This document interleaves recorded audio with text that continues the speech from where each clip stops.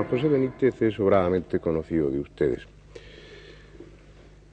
Ha estado en este programa en multitud de ocasiones, nos ha ayudado con cierta frecuencia y su ayuda siempre ha sido importante, sobre todo en lo que se refiere al tema de los ovnis, porque como ustedes saben es una de las personas que mejor conocen el tema, no ya en este país, sino posiblemente en el mundo. Multitud de libros escritos en torno a esas escurridizas naves, multitud de kilómetros recorridos tras de ella, entrevistando a los testigos cuando el testimonio aún era cálido, era vivo, cuando aún era fresco.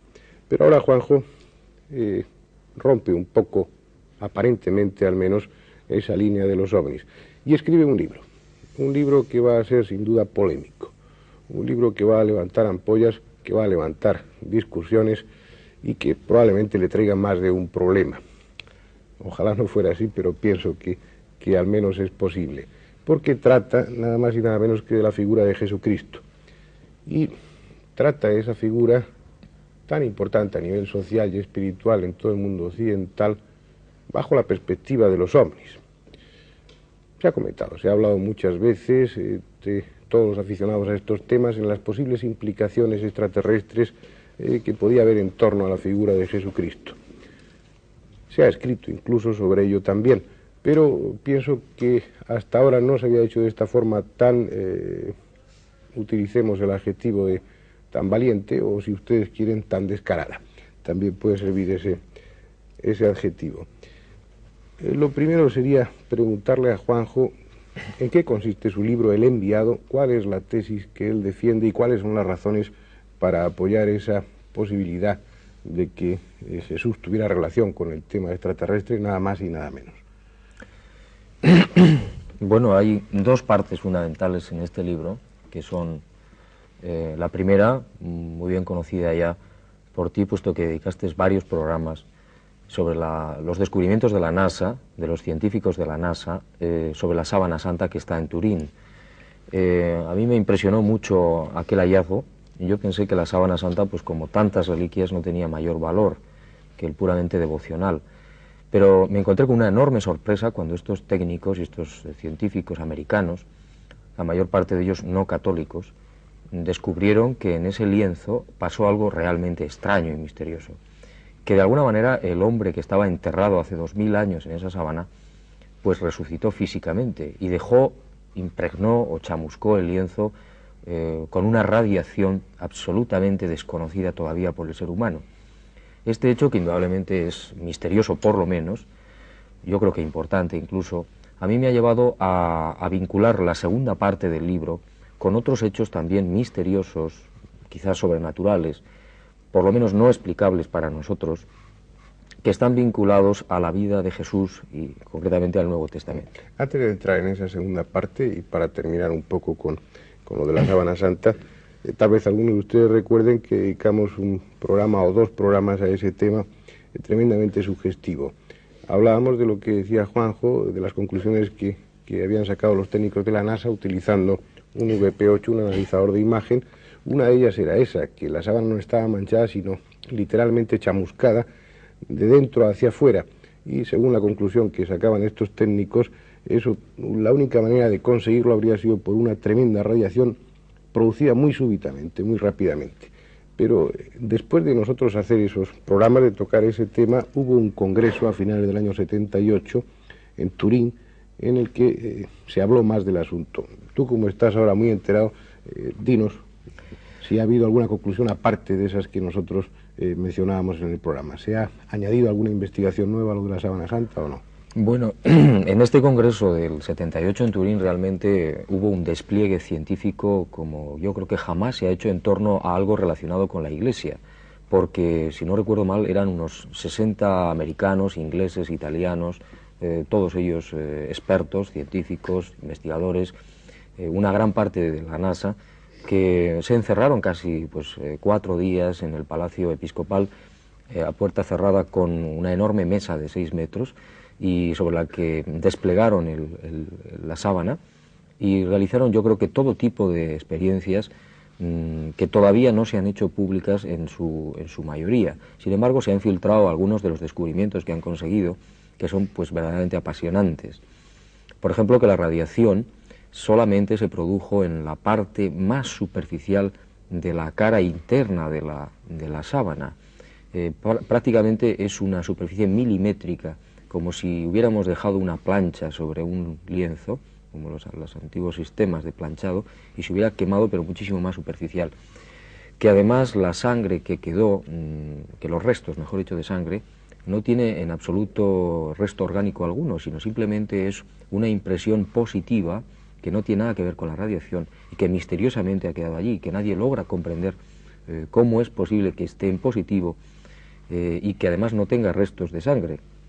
Se hizo una exploración con sistemas ópticos, con sistemas de aspiración, y prácticamente se llegó a la conclusión de que la radiación podía haber tenido algún tipo de vinculación con lo que hoy nosotros conocemos con la radioactividad, y que, como tú decías muy bien antes, fue algo absolutamente infinitesimal.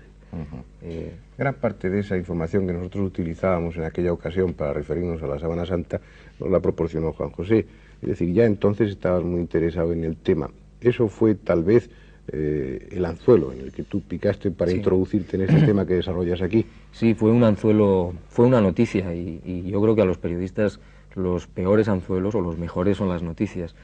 A mí aquello me impresionó mucho porque realmente ya no se trataba de puras elucubraciones, sino de unas experiencias concretísimas de científicos concretos con nombres y apellidos sobre algo concreto que sabemos todos dónde está.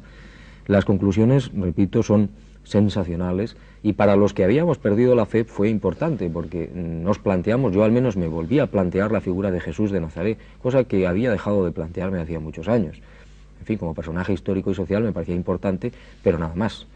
Entonces, al ver esto, al ver estos resultados sensacionales, estos concretísimos, estos analizadores de imágenes, que realmente este hombre resucitó, a mí me dio un vuelco el corazón. Sí, es decir, quedó claro que en esa figura estaban presentes o estuvieron presentes una serie de hechos absolutamente fuera de lo normal.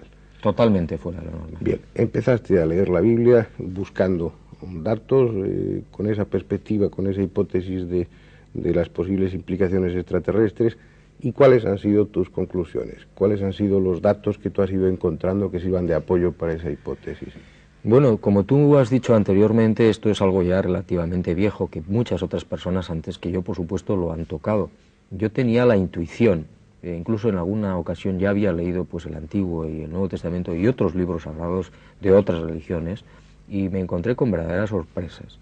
Ahora, después de todo esto, del descubrimiento de la NASA, yo me dediqué primero al Nuevo Testamento y me encontré con una serie de pasajes dentro del Nuevo Testamento que de alguna forma mi corazón, puesto que no lo puedo demostrar científicamente y creo que es muy difícil, me decía que ahí había algún tipo de vinculación entre lo que hoy nosotros en la ufología lo conocemos como fenómenos ovni o de tripulantes de ovnis, y lo que se relata como ángeles en el Nuevo Testamento, no digamos ya en el Viejo Testamento, en el Antiguo, que es, creo que son 100 y pico las veces que se cita a los ángeles. En el Nuevo Testamento creo que son 165 veces.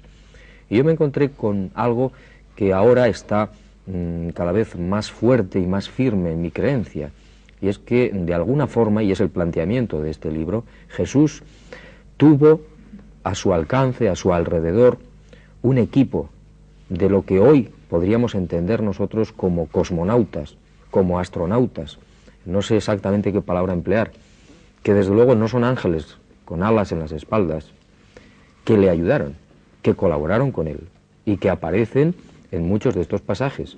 Yo no pienso que sean apariciones absolutamente gratuitas, deberían de tener su razón. Bien, pero vamos no a su razón, sino a tus razones. Y comenzando por el principio, la estrella de Belén, por ejemplo. También aquí hemos mencionado hace años en este programa las hipótesis que había en torno a que la estrella de Belén fuera realmente un ovni. ¿Cuál es tu opinión al respecto y qué datos has encontrado? Bueno, yo he estudiado el tema de la estrella de Belén como uno de los primeros que me llamó poderosamente la atención, efectivamente, desde hace tiempo. Si uno hace un estudio científico, astronómico, pues realmente todas las posibilidades que uno pueda manejar, yo pienso que terminan por caer por su base.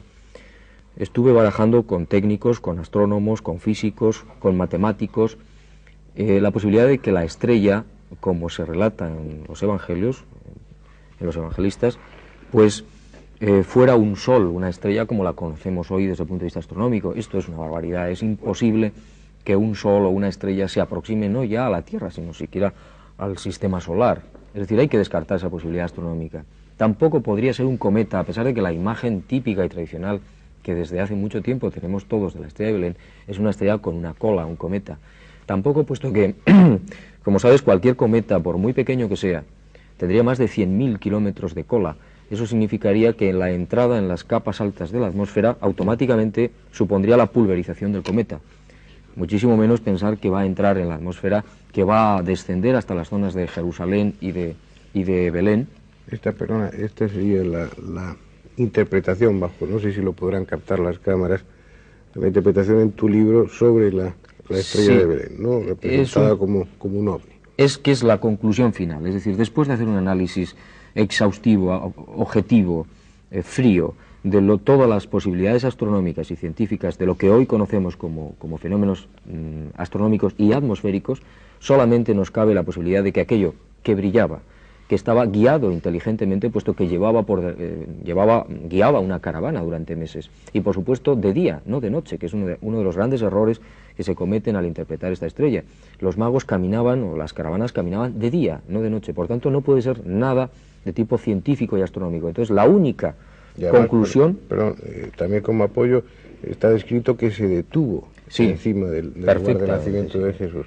A mí me recuerda mucho los casos actuales de ovnis, cuando al llegar a Jerusalén la estrella desaparece y los magos se entrevistan con Herodes, tienen una serie de reuniones y es lo que está relatado en los evangelios. Al final llegan al conocimiento de dónde va a nacer el Mesías, en Belén de Judá, y al salir de Jerusalén la estrella aparece de nuevo.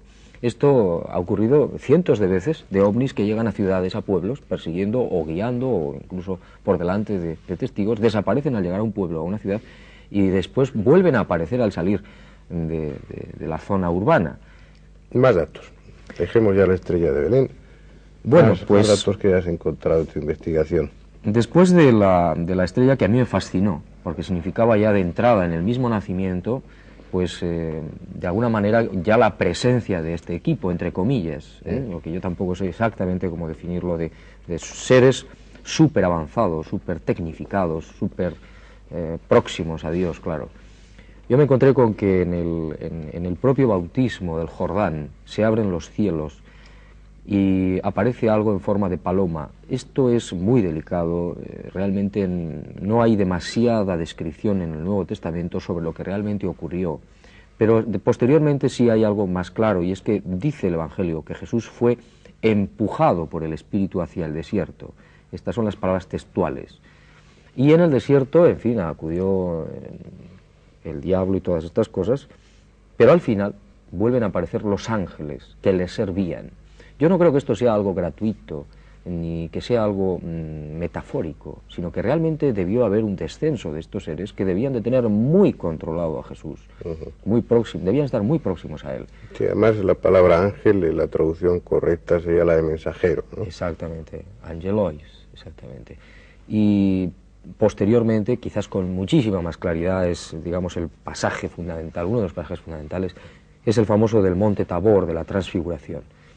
Yo he hecho un análisis a fondo de todas las Biblias que he podido y realmente ahí está absolutamente claro que Jesús, cuando tomó consigo a sus 3 discípulos más aventajados y subió a un monte, él estaba en Galilea, en el mar de Galilea.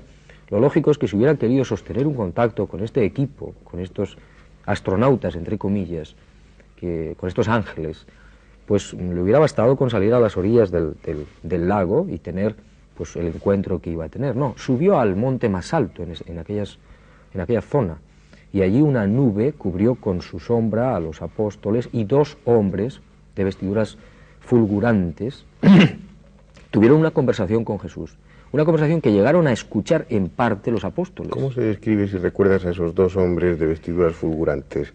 Bueno, hay dos evangelistas que lo describen francamente bien. Uno de ellos emplea una metáfora que dice que ni siquiera el mejor batanero podría conseguir la blancura resplandeciente de sus vestiduras. Los bataneros eran más o menos las personas que trabajaban en estos talleres de curtido y donde se blanqueaban los paños. Entonces realmente la blancura que conseguían era realmente espléndida. A mí me da la sensación de que Jesús, que cambió de cuerpo glorioso cuando resucitó y nada más, no necesitaba transfigurarse y irradiar luz y cambiar de naturaleza física en un encuentro en un monte. Yo le doy una interpretación muy personal, naturalmente puedo estar equivocado, claro, de una luz que podía proceder del vehículo o de los vehículos en los que habían venido estas dos personas, estos dos seres que hablaban con él, que por supuesto no creo yo que fueran Elías ni Moisés, entre otras cosas porque estos señores vivieron prácticamente 1200 años antes que Jesús, que los apóstoles. ¿Cómo iban a reconocer los apóstoles que estaban con Jesús a Elías y Moisés si no había fotografía, ni cuadros, ni descripciones físicas de estos señores? Ellos se imaginaron que podían ser Elías y Moisés porque indudablemente les sorprendió y les maravilló, pues posiblemente los trajes metalizados y la blancura y la luminosidad de los trajes espaciales de estos seres por la propia luz de la nave que quizás estaba muy cerca.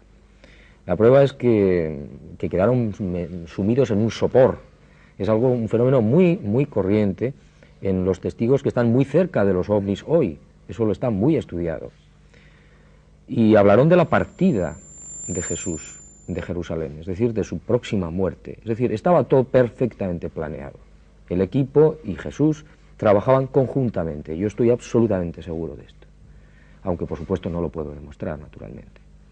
Entonces Jesús, al descender, les aconseja a los apóstoles que no digan nada de lo que han visto, hasta que Él resucite. Es decir, ese encuentro no pudo ser fortuito ni gratuito, tenía que obedecer a un plan que me parece lógico dentro de una cosa tan importante como es la redención del género humano. Sigue, más datos. Bueno, este tema de la transfiguración quizás es uno de los más, para mí, más claro, porque además, repito, que la nube que se describe, luminosa, tremendamente luminosa, que cubrió con la sombra en cierto momento a estos apóstoles, pues podría ser identificada en algún momento con las naves. No es la primera vez que una nave hoy incluso se camufla con un sistema de nube o de algo parecido. Ni es la primera vez, perdona que interrumpa, que en los libros sagrados se habla de nubes. Sí. En el Éxodo hay una alusión constante cuando se habla de Yahvé a esa nube que desciende y que también podría tener la misma significación que lo que tú estás comentando ahora, ¿no? Sí, yo estoy convencido que este plan, entre comillas, de la redención humana estaba siendo llevado por el alto Estado Mayor de allá arriba, entre comillas también, mucho antes incluso de la llegada de Jesús. Y, en fin, el Éxodo es una de las partes importantes de este plan. Posteriormente hay otros encuentros o otras alusiones de Jesús a los ángeles. Por ejemplo, en el prendimiento, en el Monte de los Olivos, Jesús, cuando lo van a prender y alguien trata de defenderlo, le dice: vuelve tu espada, porque realmente si yo quiero, le pido a mi Padre que mande 12 legiones de ángeles. Jesús podía haber dicho otra cosa, sin embargo dice 12, que son, en cómputo romano, son 36.000 ángeles. Es decir, eso significa que el equipo debía ser muy numeroso. Además, también pues él hace una alusión a que cuando alguien le defienda ante los hombres, él le defenderá ante los ángeles de su Padre, no ante su Padre. Es decir, el equipo, los ángeles, estos astronautas para Jesús debían ser muy importantes. Y luego, digamos que una de las partes finales, muy importante también en este contexto, digamos, audaz o nuevo, es el descenso de los ángeles en el momento mismo de la resurrección o posteriormente a la resurrección en el sepulcro. Hay una descripción de un evangelista que es muy bonita, que es sensacional, que yo creo que ni siquiera pensando en ovnis o en astronautas lo hubiera podido hacer mejor. Y es que cuando él dice que el ángel del Señor descendió provocando un terremoto y provocando el temor de los soldados que cayeron rostro en tierra, aterrorizados. Y yo he estado estudiando qué tipo de soldados eran los que tenía Poncio Pilato, el procurador romano, en aquella época, y todos eran pretorianos, eran legionarios hechos a la guerra, gente que no se asustaba así como así, y que indudablemente no hubieran salido corriendo, a no ser porque aquello verdaderamente tenía que ser absolutamente anormal para ellos. El descenso y este es el planteamiento que yo hago en el libro, quizás de una nave cerca del lugar donde estaba Jesús, del que podía haber salido algún tripulante de este equipo para robar la piedra y sentarse sobre ella, pues realmente les tuvo que impresionar poderosísimamente. Podría ser también incluso el ángel del Señor un solo astronauta con un equipo de autopropulsión. En fin, estamos un poco dentro de la elucubración, pero una elucubración que creo que esto es importante matizar, no le resta ni un solo gramo a la divinidad del plan de la redención. Todo lo contrario. Yo pienso y estoy absolutamente convencido que es hermosísimo que Dios se valga de sus criaturas más avanzadas para llevar a cabo los planes más importantes. Juanjo, si todo eso sucedió en una época determinada, según esa hipótesis, según esa implicación extraterrestre, hay que pensar que tuvieron éxito, que fracasaron, que eso fue un experimento, fue un intento que no trajo todas las consecuencias esperadas, o sí las trajo, qué ha sucedido a lo largo de la historia, por qué han tomado otro papel los ovnis. Pienso que habría muchas preguntas que abre esa posibilidad, esa hipótesis que tú dices, preguntas que no sé si tienes alguna respuesta para ellas. ¿Qué es lo que piensas al respecto? Bueno, yo no tengo prácticamente respuestas porque creo que el tema se nos escapa de las manos a todos, pero yo al final termino el libro con una entrevista supuesta que a mí me hubiera gustado hacerle a Jesús de Nazaret y le hago las mismas preguntas que tú me estás planteando ahora. Entonces, dentro de mi imaginación, Jesús responde y dice, es que vosotros no habéis entendido que yo aquí solamente vine a dejar un recado, a dejar un mensaje, que realmente, pues eso, soy un enviado, pero que no lo habéis entendido. Entonces yo creo que la implicación ovni es mucho más importante, mucho más trascendente a todos los niveles, no solamente ahora, sino en el pasado y sobre todo en el futuro. Yo creo que toda esta casuística ovni, estas oleadas, nos están tratando de decir algo. Quizás simplemente que abramos las mentes. Bien, pero si en un momento determinado de la historia, como es el nacimiento y mensaje que difundió Jesús, ellos intervinieron de una forma directa, clara, sin lugar a dudas, sin plantear nebulosas, ni mucho menos, de una forma franca y concreta. ¿Por qué ahora, que en este momento en el que la humanidad está atravesando situaciones mucho más conflictivas, mucho más tremendas en cuanto a un dudoso futuro que tal vez no lleguemos a conocer, unas situaciones mucho más dramáticas que las que sucedían hace 2000 años, ¿por qué ahora, si todo esto que tú dices es cierto, no toman un papel más activo, no vuelven a traer otro Mesías? Bueno, hay un pasaje importantísimo del final de los Evangelios que a mí me ha impresionado mucho también, y es que cuando Jesús se va, mejor dicho, cuando a Jesús se lo llevan, porque dice textualmente que fue llevado a los cielos, esta es una frase que implica toda una filosofía y todo un mundo nuevo. Yo pienso, él habla de que va a regresar. Yo creo que es algo tan etéreo para nosotros que muchas veces no le hemos prestado atención, pero él dice cómo va a volver y cómo piensa regresar sobre las nubes del cielo con gran poder y majestad, y que antes habrá señales en los cielos, señales que quizás, ¿por qué no?, podríamos estar identificando ya con muchos de los fenómenos luminosos, ovnis, etcétera, que se están viendo constantemente en el mundo. Yo no sé si esto es el final de los tiempos, en fin, es algo que escapa a nuestras posibilidades, pero que indudablemente él, si regresa, regresará como realmente está ocurriendo ahora. Eso a mí no me cabe la menor duda. Quizás sería la solución para todos los problemas que tú efectivamente estás planteando. Tal vez. Volviendo otra vez al tema y relacionándolo con la Sábana Santa de Turín, aparte de los datos objetivos que proporciona la investigación que hicieron los técnicos de la NASA con el manto de Turín, tú has encontrado en la pasión, en la muerte, en la resurrección, has encontrado también implicaciones extraterrestres, siempre, entre comillas. Bueno, hay una parte concreta, por supuesto que sí, que podría interpretarse de alguna forma desde este prisma, pensando, por supuesto, que si este equipo, esto es fundamental, si este equipo estaba trabajando conjuntamente con Jesús en este plan concreto de la redención, hay que pensar que estaba pendiente de él y que estaba muy cerca y que estaban perfectamente enterados de todo lo que hacía y decía Jesús. Entonces, sin embargo, hay un hecho físico, concretísimo, en el Evangelio, que es precisamente unos momentos antes de morir Jesús, si no recuerdo mal, que dice que cayeron las tinieblas sobre la zona de Jerusalén. Yo me he preocupado de saber si realmente hubo un eclipse de sol en aquella época y es absolutamente imposible, entre otras cosas, porque se celebraba la Pascua, la luna, el plenilunio, y por tanto era incompatible la luna llena con un eclipse, ni siquiera parcial, ni siquiera total, de sol. Entonces no pudo ser un eclipse, por tanto tuvo que ser un fenómeno absolutamente local, un fenómeno misterioso que pudo estar provocado indudablemente por la presencia de estos equipos, por razones que nosotros ignoramos, pero que indudablemente tenían que tener sus razones, porque entre otras cosas estaba agonizando el enviado. Eso me imagino que tenía que ser realmente grave.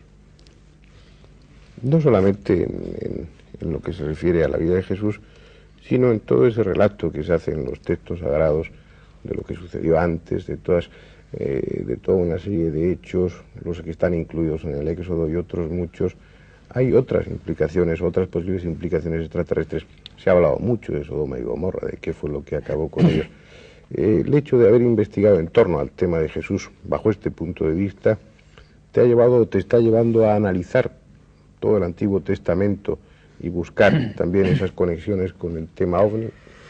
Sí, efectivamente, y me he encontrado con grandes sorpresas. Por ejemplo, no solamente ya en el Antiguo Testamento, donde hay, como he dicho antes, un plan absolutamente, perfectamente trazado, desde mucho tiempo atrás, para elegir un pueblo, para que ese pueblo, que fue elegido, pienso yo, a través de lo que se juzga en el Éxodo, etcétera, por su carácter genético, porque se trataba de encontrar un cauce genético para una persona, para un ser, que como efectivamente a través de la Sábana Santa se ha demostrado, tenía 1,81 m, no era del tipo étnico judío, tenía unas características muy especiales. Se necesitaba un pueblo social genéticamente muy especial y fue conducido durante un tiempo, se le involucró y se le mostró la idea de un Dios único a través de una serie de cosas que están perfectamente reflejadas en el Levítico, en el Números, etc. Pero hay otra cosa fascinante que es muy poco conocida, que son los evangelios apócrifos, que son reconocidos como de autores sagrados en buena parte, y donde vienen presencia de este equipo, mucho antes del nacimiento de Jesús, con la familia, entre comillas, de sus abuelos, donde ya aparecen estos hombres, estos equipos, preparando la llegada de Jesús. Realmente es apasionante ver cómo se preocupaban incluso del cuidado de la Virgen. Yo estoy absolutamente convencido por el análisis de los apócrifos de que algunas de estas naves estaban perfectamente controlando hasta la menstruación de la Virgen. Y quizás, esto es algo muy audaz, el momento de la concepción de la Virgen se produjo en el momento que ellos sabían que estaba cayendo el óvulo. Pudo ser quizás en teoría, no sé, una manifestación de radiación que pudo perfectamente hacer que el óvulo de la Virgen fecundase. No lo sé, es una hipótesis. Juanjo, espero que el libro no te traiga problemas, creo que los esperamos todos, aunque bueno, yo creo que es inevitable que alguno te traiga. Pero pienso, honestamente, que no hay motivo para ello. Hay todos unos hechos, una serie de hechos que son fundamentales, trascendentes para la humanidad y que nadie puede monopolizar. Pueden ser estudiados bajo cualquier punto de vista, pueden ser analizados con cualquier perspectiva, porque en definitiva tenemos el raciocinio para eso, para razonar y para analizar, sin ofender a nadie, sin tratar de decir que las implicaciones religiosas son falsas, ni mucho menos. Son puntos de vista que han servido, como decía Juanjo, para que la fe incluso renazca en él, para que vuelva a sentir una mayor vibración en torno a lo religioso, porque planteaba así, contemplaba bajo este punto de vista, que es pura hipótesis, insistimos en ello, todo el mensaje, toda la cuestión de la redención tendría una calidad mucho más universal en cierto sentido, sería algo mucho más hermoso en algunos aspectos. Yo creo que se engrandece profundamente. Vamos a dejarlo aquí y vamos a hacer de nuevo esa llamada a que nadie se escandalice porque no hay motivo para ello. Sigue con tus investigaciones y si tenemos oportunidad ya nos volverás a contar hasta dónde te ha llevado todo ese interés. Gracias.